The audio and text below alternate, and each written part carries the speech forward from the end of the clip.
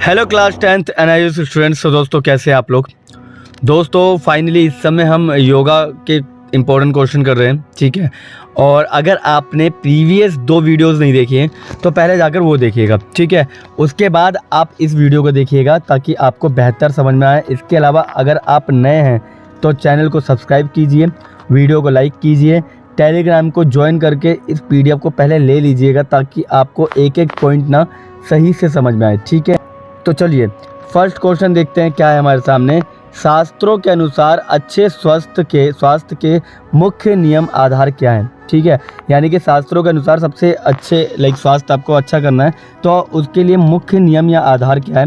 तो चलिए देखते हैं। पहला तो है आहार, ठीक है। अगर आप सात्विक भोजन करें जो ताज़ा हो, पौष्टिक हो, पाचन में आसान हो, ठीक है, तो इससे क्या होता है कि इससे आप एक अच्छा स्वास्थ्य ले सकते हैं, ठीक है। फॉर एग्जांपल आपको मांस, मछली और अत्यधिक प्रसंस्कृत खाद्य पदार्थों से बचना पड़ेगा, यानी कि मांस मच्छियों से दूर रहना पड़ेगा। इसके अलावा संतुलित आहार बनाए रखें, ठीक है, जिसमें फल, सब्जियां, दालें और साबुत अनाज वगैरह शामिल होता है, ठीक है। इसके अलावा निद्रा, यानी सही समय पर आपको क्या करना है, निद्रा लेनी है, ठीक है। पर्याप्त नींद लें, ठीक है। आदर्श रूप अगर मैं बात करूं तो 6 से 8 घंटे के बीच में, ठीक है।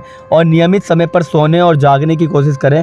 अच्छी नींद पाचन में मदद करती है और शरीर को खुद को फिर से भरने का समय देती है, ठीक है। इसके अलावा आता है थर्ड ब्रह्मचार्य, ठीक है। ब्रह्मचार्य की बात करूं तो इसका अर्थ केवल संयम ही नहीं है बल्कि अपनी ऊर्जा को संरक्षित करना है, उसका बुद्धिमानी से उपयोग करना भी है। पर्याप्त आराम करें और अत्यधिक शारीरिक या मानसिक श्रम से बचें, ठीक है। कुल मिला के ब्रह्मचार्य का मतलब ये नहीं होता कि आपने सब कुछ छोड़ दिया। इसका मतलब ये होता है कि अपनी ऊर्जा को ज़्यादा से ज़्यादा स्टोर कर सके और सही तरीके से यानी बुद्धिमानी तरीके से आप अपना कार्य पूरा कीजिए। इसके अलावा आपको नियमित योग करना चाहिए, ठीक है। योग करना चाहिए ये लिखा है। तो योग आपके शरीर को मजबूत बनाता है, आपके मन को शांत करता है। प्राणायाम से आप श्वास नियंत्रित कर सकते हैं। हमने कल इसके ऊपर एक वीडियो बनाई थी, उसमें क्वेश्चन मैंने प्राणायाम के इम्पोर्टेंस बताई थी, ठीक है। इससे आपका सकारात्मक प्रभाव आपके शरीर पे पड़ता है, ठीक है। इसके अलावा स्वच्छता, यानी कि स्वच्छता की बात करूं तो अपने शरीर और परिवेश को साफ रखें, नियमित रूप से स्नान करें, अपने घर को स्वच्छ रखें, ठीक है। इसके अलावा नेक्स्ट होता है सात्विक विचार, सकारात्मक सोच रखें, ठीक है। यानी कि अपना सात्विक विचार का मतलब होता है कि अपने सकारात्मक सोच रखें, क्रोध ना करें, जलन ना करें। इसके अलावा नकारात्मक भावों से बचें। सेकंड क्वेश्चन है सच्चा धर्म क्या है, ठीक है। अगर मैं बात करूं कि सच्चा धर्म क्या है तो इसमें एक नज़रिया नहीं हो सकता, क्योंकि हम खुद जानते हैं दुनिया में कितने सारे धर्म हैं और उनमें से किसी एक को सच्चा और अच्छा धर्म बोलूं तो ये शायद ये एक तरह का गलत कथन हो जाएगा।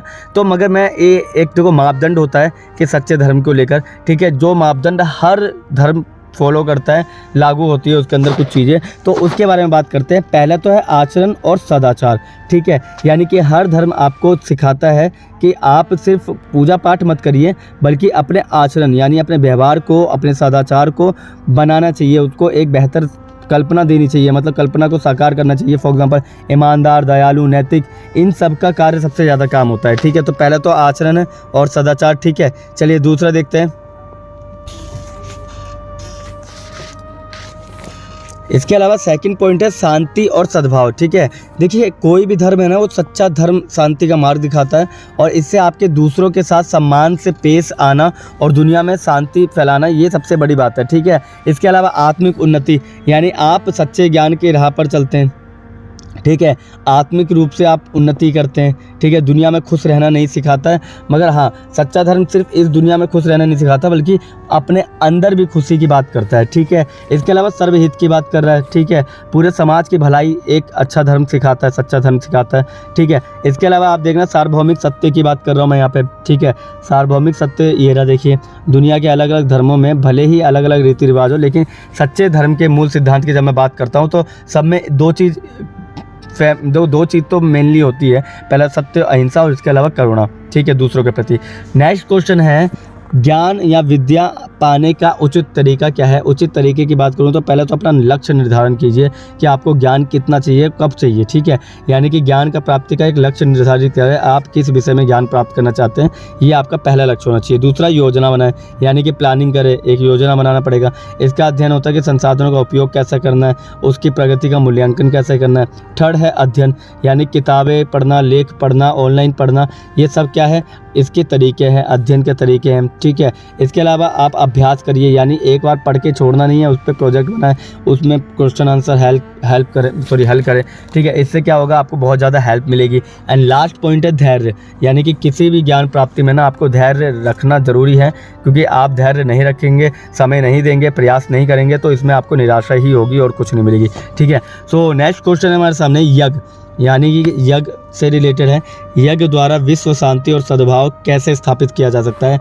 तो पहला तो है आध्यात्मिक शुद्धिकरण, ठीक है, जैसे वेद मंत्रों का उच्चारण करके आहुतियों का अर्पण आत्मा को शुद्ध करता है, ठीक है। नकारात्मक विचारों को दूर करता है, मन शांत रखता है, क्रोध, घृणा, ईर्ष्या ऐसे भाव बहुत कम आते हैं। वैश्विक कल्पना की बात करते हैं, यानी कि भाईचारे की बात करते हैं, विश्व शांति समृद्धि ये यज्ञ में होता है। सकारात्मक माहौल होता है, पूरी तरह से विश्व में शांतिपूर्ण माहौल के लिए हम काम करते हैं, ठीक है, इस पर बात करते हैं। इसके अलावा मैं आपको बता दूं कि प्रकृति के साथ संबंध की बात करूं तो कई बार आपने देखा होगा कि प्रकृति और मनुष्य के बीच में संतुलन बनाने के लिए किया जाता है, ठीक है, उनके बीच में संबंध मजबूत करने के लिए किया जाता है, ठीक है। प्रकृति के विभिन्न तत्वों को समर्पित किया जाता है, ठीक है। एंड सामाजिक भाव की बात करूँ भाव की, तो इसमें जाति, धर्म और वर्ग के लोगों के साथ में बैठ के इस यज्ञ में विभिन्न जाति की बात होती है, ठीक है। इससे सामाजिक सद्भाव बढ़ता है, भाईचारा बढ़ता है, ठीक है, एकता और सहयोग बढ़ता है, ठीक है। सकारात्मक सोच का प्रसार होता है, ठीक है, यानी कि हम आशावाद का संचार कर पाते हैं, यानी कि हमें आशा हो जाती है, हर किसी के प्रति स्तुतियों का गायन होता है, जो भी मंत्र वगैरह होता है।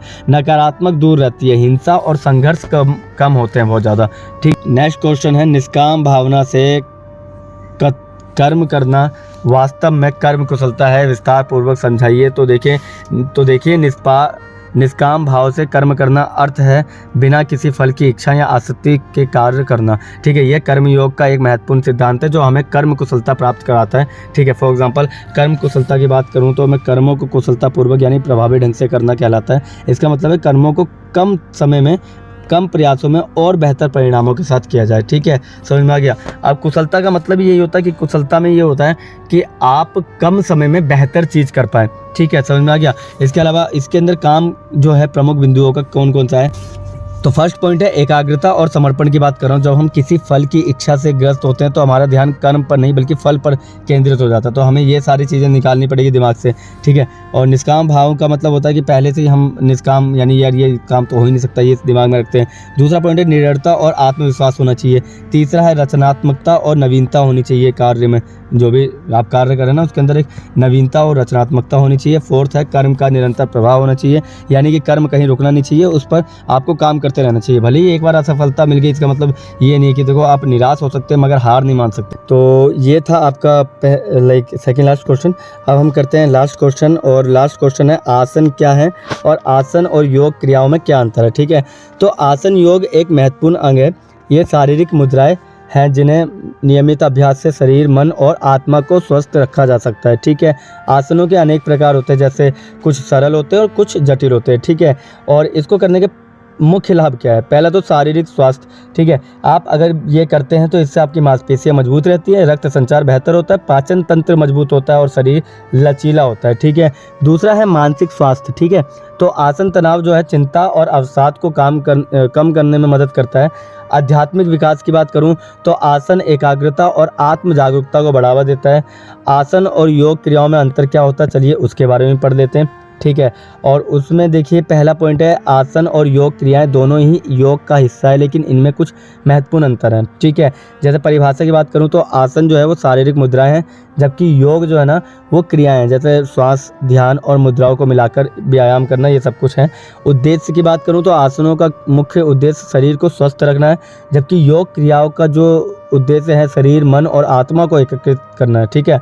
और प्रभाव की बात करूँ तो आसन करने से मांसपेशियां बहुत मजबूत होती है, शरीर लचीला होता है, जबकि योग क्रियाओं से तनाव कम होता है, एकाग्रता बढ़ती है और आत्म जागरूकता विकसित होती है, ठीक है। उदाहरण में आसन यानी वृक्षासन, ताड़ासन, भुजासन, ठीक है, भुजंगासन हो गया, ठीक है। योग क्रियाओं की बात करूँ तो सूर्य नमस्कार, प्राणायाम और ध्यान देना, ठीक है। तो ये थे आपके कुछ इंपॉर्टेंट क्वेश्चन। अगर आपने प्रीवियस वीडियो नहीं देखी तो पहले जाकर वो देख लीजिएगा। इसके अलावा अगर हमारा टेलीग्राम ग्रुप ज्वाइन नहीं किया तो वो भी कर लीजिएगा। चैनल सब्सक्राइब नहीं किया है, नए हैं तो कर लीजिएगा। कोई भी डाउट, कोई भी सवाल, कुछ भी हो कमेंट बॉक्स में पूछ सकते हैं, ठीक है। तो मिलते हैं किसी और वीडियो में, तब तक के लिए थैंक यू और धन्यवाद।